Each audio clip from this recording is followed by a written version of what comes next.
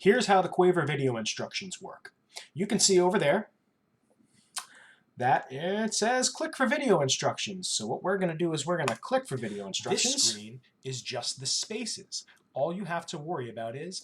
Now I know that screen's a little bit small, so what you can do is you can actually take that and you The can notes on the space, they drag spell it face, F-A...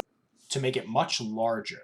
And you can drag that and make it pretty much as big as you want so that you can see me and the screen very clearly. When you're done watching the video instructions, click Exit.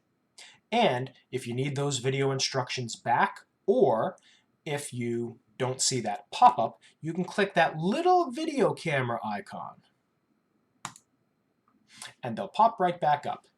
You'll be able to expand it, move it around, and press play. To go back to the beginning of the instructions, press that little blue rewind button. Thanks, friends. Hope this helps.